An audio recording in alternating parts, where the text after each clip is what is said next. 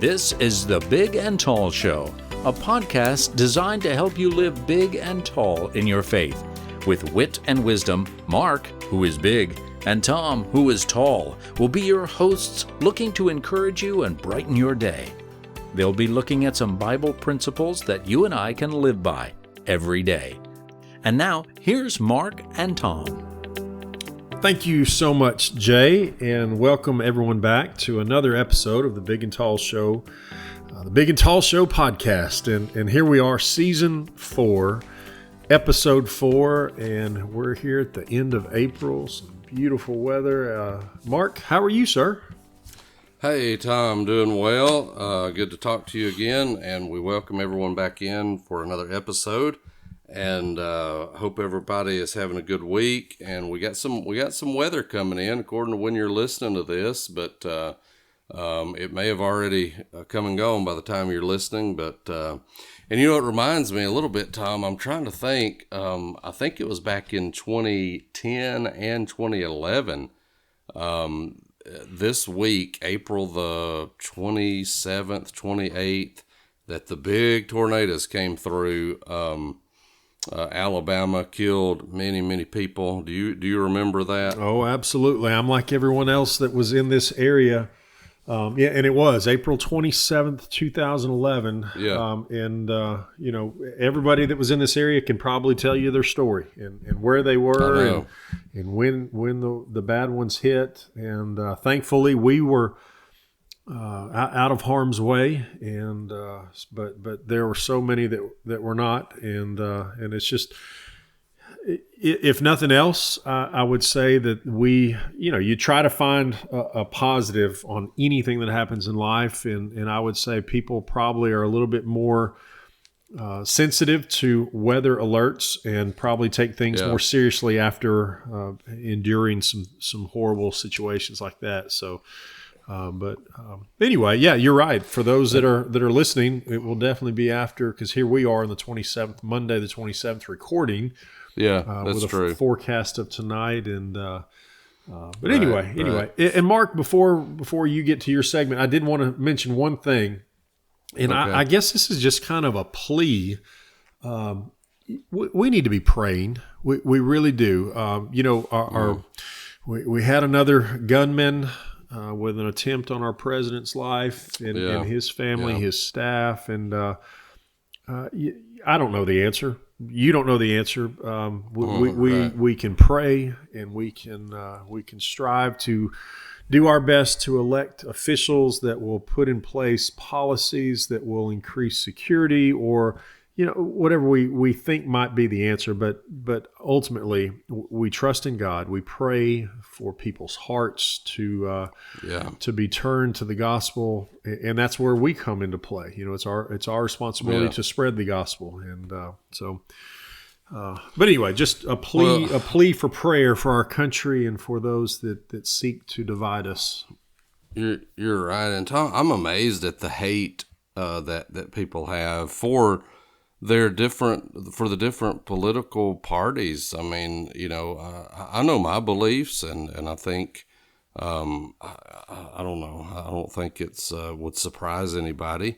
But I don't have hatred for other people that don't think the way that I do in politics or in religion or in anything. Frankly, I mean, I couldn't. Now, I disagree with them, and it irritates me sometimes. But could you imagine? Okay, I disagree with you, and I'm gonna find a way to take a gun or whatever it may be, a bomb, and I'm gonna kill you. Yeah. I mean, I don't understand that. I don't either. I don't get it. But anyway, Mark, what you got for us tonight or today? Whenever you're listening. Okay, we're going to go into 1 John, of course, in just a minute in chapter 2. But it's that time of year again, Tom, where we have seniors that are graduating, and I've got a senior. Ben, my son, is a senior at DAR High School, in just a few short weeks, he will be graduating. Many people that are listening possibly have graduates, whether high school or college graduates. And the reason I guess this is on my mind is at Hebron and Alder Springs, where I preach, we celebrated our graduates. We had 3 at Hebron, and so yesterday morning, which was Sunday morning, after our worship, we had a fellowship meal, and we honored our graduates, and then Sunday night at Alder Springs, after our worship that evening, we had another meal. Tom, two fellowship meals in one day. That's a good day right there, Mark. That's a good day. I'm telling you, I was hurting last night, and you know what I did before worship, and we had singing and prayer, but before worship, I said, you know what, I'm not going to do much as far as eating tonight. And even when I got to the fellowship building, I was like, I'm just going to back off. I ate too much for lunch. Well, guess what? You know what happened. I started going down the road. I'm like, man, that looks good. So anyway, I did too much. But wow. But we, this time of year, and every year, not just if I have a child that's graduating. Hannah graduated about 2 years ago, and we went through this. But every year, we usually have several. And I know y'all do as well at Bethel, that are hit this milestone, and it is a special time for them. And I, in both places yesterday, I gave a small, I guess you call it a graduation devo or a graduation talk. I've never been asked, I don't know if you have, Tom, to speak at a graduation. Have you ever been asked to do that? I have not. Thankfully so, I have not. Well, I told him, I said, if ever I'm asked to speak at a graduation, this is what I'm going to do. And what I did, I'm not going to give the whole sermon or lesson that I did. I'll just give you the idea of it. But I went through the teenagers that God used in the Bible. We looked at Joseph, who was 17 years old, if you remember, when he was sold into slavery, and he rose, to power in Egypt, and God used him. We looked also at Mary, who we're not told how old she was, but I believe she was a teenager when God chose her, and the Bible says that she found favor with God. Of all the billions of women that have ever lived on this earth, Mary was the one that God chose. Now, she should not be worshiped as some do, but she should be held in high regard. She should be held up as an example to us. But she lived a holy and pure and righteous life, and God used her as a teenager. I then talked about David, the young boy David, who was a teen, as he killed Goliath, and as he went on to reign as king of Israel, the greatest king that Israel ever had. And that all started as a shepherd boy, and God saw potential in him. God used him, and of course, he was a man after God's own heart. And then I looked at Timothy, where Paul told him, he said, do not despise your youth, but be an example to the believers in word and conduct and love and spirit and faith and in purity. And so all of these and more, there are many more that God used young people to fulfill his purpose, to work out his plan for mankind. And I just think it's a great example that the youth of the church, Tom, where do you think we are as far as the youth of the church? You think we're in a good shape, a bad shape? Where do you think we're at? I'll be honest. I think we are in good shape. We have a tremendous group of young people in the church worldwide. I really do. And I know that we maybe have touched on this a little bit of there is a shift happening in our world right now where there is a resurgency of religion, especially in our country. And I'm very thankful for our youth that we have and have had at the different congregations that we've been at. And of course, you and I both very active during the summer camps and that kind of stuff. And, kids get a bad rap. And I think if you talk to every person in our congregation, probably in yours as well, and you look back at the 90-year-olds, the 80-year-olds, the 50-year-olds, the 30-year-olds, I bet every generation probably say, these kids nowadays. And they would have said that about the one generation ago. I think that's just what older people do is they complain about the kids. Right. But kids get a bad rap. Kids are driven. That they have great, incredible goals and aspirations. And, if anything, if the kids are not doing well, it's not their fault. It's our fault.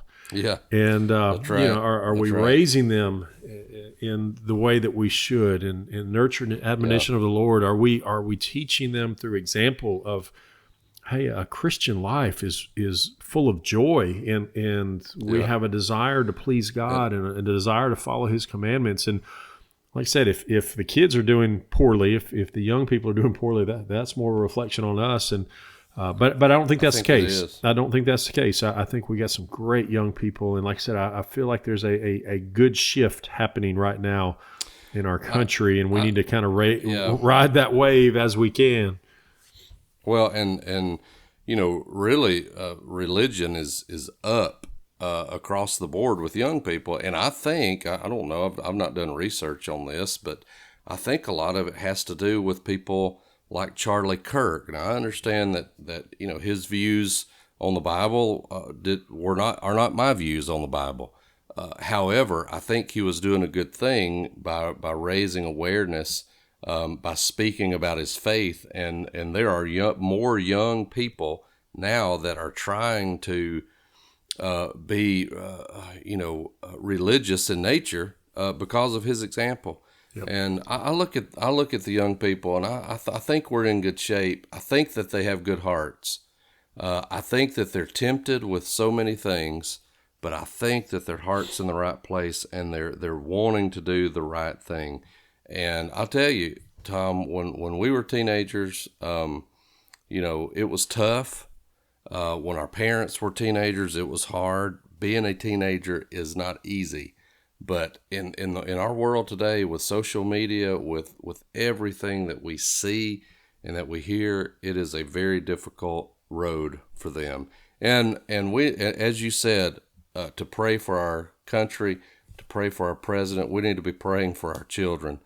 We need to be praying for our graduates. We need to be praying for our young people, that they would, overcome the temptations that they have, and that they would continue to be faithful and follow the Lord.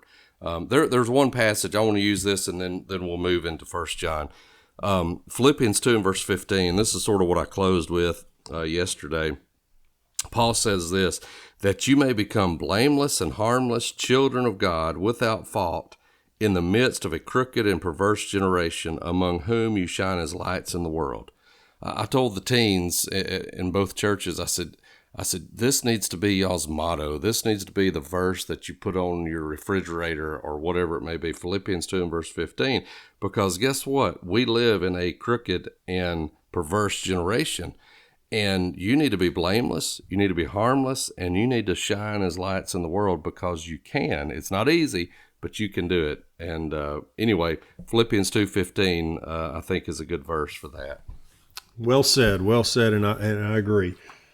1 John chapter 2, and I believe, Mark, we're actually skipping just a little bit, but we're going to be moving into verses 15, 16, and 17 tonight, with this episode. And so I'm going to read those, and we'll get started with our discussion. So 1 John chapter 2, beginning in verse 15, do not love the world or the things in the world. If anyone loves the world, the love of the Father is not in him.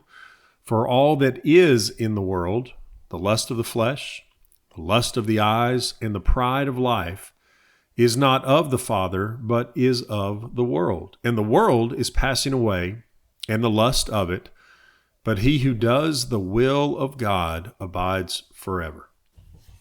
Yeah. Mark, it's it's fitting, obviously, with the topics that we started discussing tonight. This emphasis in the emphasis of the world and how we are to not love the world, and as you said, this, especially in the age of social media, this can be very difficult. I also believe that social media can be very beneficial in reinforcing Christian principles and reinforcing a culture of doing good, because there's a lot of that out there as well. But this great reminder that we have, and it's the same exact reminder we had from Jesus when he was telling his disciples, hey, the world's going to hate you. They hated me first, and they're going to hate you because of me and because of Christ. Right. And so we're seeing this same exact sentiment from John is, hey, don't love the world or the things in the world, because that's not what God has asked us to do. He's asked us to follow his will. And that in the majority of the time, that is in direct opposition to the desires, the motivations of the world. And that's hard, because as we know, the world can be very appealing. And as we get into verse 16, of course, we see how the devil has used so many different things in the world that God, through John here, puts a point of emphasis on these three types of sin. But this is not a new concept, and I know we teach this to our children, we teach this to our families, that hey, the world is out there, but we are to not love the world. Well, and let me add this before we get into those three specific sins we'll talk about in just a second. What does it mean when God says, or when the Holy Spirit says here, do not love the world? God created the world. It's his creation, and he wants us to enjoy the pleasures and the blessings that are found in the world. But here he's saying, I don't want you to love the world. Well, Tom, here's what I think it means. I think he's saying, don't love the things of the world more than you love God. Don't put too much value in material things. And you look at our lives today, are we putting too much value in our material things? And sometimes are we putting that above our relationship with God? And the answer to that is yes. I love the things that I have in this life. I'm blessed, as you are, with a nice home, with a nice car, with nice material things. I love my family. I've been blessed. You've been blessed, Tom, with a great family, and I love them. But here's the bottom line. I love God more. I love God more than my material blessings. I love God more than my home and my job, and even I love God more than my family. And so when he says, do not love the world or the things in the world, I think he's simply saying, I want you to love me more. Put me first. Put me above everything else. Enjoy your life. I want you to have an abundant life, John 10 and verse 10, on this earth, but I need to be number one in your life. And that's what I think he's saying on that. That's right. And then we transition to verse 16. So what are those things in the world, as you mentioned, that can draw our attention, can allow us to say, and hopefully we're not, but to put God second, that so many times that happens. But here we see the lust of the flesh, the lust of the eyes, and the pride of life. Yeah. And Mark, I will venture to say, these three types of sin, you can say, well, one of these or two of these really don't mean that much to me right now in my phase of life, but man, that third one does. And I think that's probably something someone can say at any stage in life. When you're 13, 14, 50, and you're just learning about other people, you're learning about what girls look like, or if you're a girl, what does that guy look like? and there are certain things that really get your attention and can become sinful. But, a 55-year-old, there's the same opportunity to sin. It's just different. It could be much more. It's the pride of life at that point. Look what I've done. Look what I've accomplished. Look what I've been able to accrue. And there's this speaks to everyone. It speaks to every single person, no matter what stage of life you're in. There are going to be things that Satan, in his incredible, in his deceptive ways that he's placing in our lives, or is allowing us to see in our lives, that it can really draw you away from God if you allow it. And it's interesting that you said that, but that's exactly what I was going to say. These are the three categories of sin. Every sin that you can think of comes from one of these three. But as you said, these are found, and they can be found in every stage of life. But the lust of the flesh, that's for the younger person. That's for the one, like you said, that may be dealing with some lust in their hearts. But then there's the lust of the eyes. That's the middle-aged person. They are chasing after riches.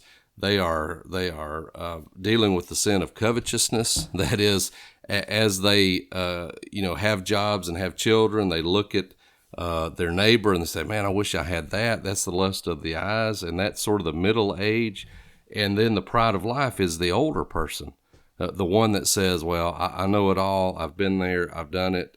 I've tried that." And I don't need any guidance. I don't need any counsel in my life. And so these three sins can be found in the different stage of life. But we have to watch out. And Tom, let's point out verse 17 as we close our thought today. He talks about the three categories of sin. And then he says in verse 17, "And the world is passing away, and the lust of it, but he who does the will of God abides forever." Okay, so why should we not love the world? And the world, he explains, are those sinful things: lust of the flesh, lust of the eyes, pride of life. He says, don't do that. Why? Because the world is going to pass away. Everything that we see, everything that we long for on this earth, everything that we think we have figured out on this earth is going to be destroyed. It's going to be burn up in eternity. Or on the judgment day. And so do not put your faith, do not put much stock in this life and in this world, but rather do the will of God, because that's going to abide forever. I love these three verses, and if we could really understand and live these three verses, I think we'd be in good shape. I agree wholeheartedly, and what a great reminder! And like you said, this affects all people at all stages of life, and no one is exempt. And what a great reminder on the eternal nature of our souls and how we are to be so laser focused on doing the will of God and not allowing these worldly things to capture us. So that's right, and we want to encourage everybody to as we said, pray for our country, pray for our children, and let's pray that we can avoid these three categories of sin, that we can not focus on the world, not focus on self, but do the will of God and go out and, as we say, Tom, in our podcast, go out and stand big and tall in your faith. We hope everybody has a good rest of the week. And we hope that everybody will continue in prayer, continue in study, continue to like and to share the podcast, and continue to stand big and tall. Y'all have a great week. Thank you. Living in our culture in this day and age as a Christian can be difficult. The Big and Tall Show has been developed to encourage you and help you live boldly for Christ. On behalf of Mark and Tom, we hope you've enjoyed this episode. Please tell your friends and make it easy by sharing the link to our show with them. If you haven't subscribed yet, this is the time to do just that. And on behalf of Tom and Mark, thank you for listening.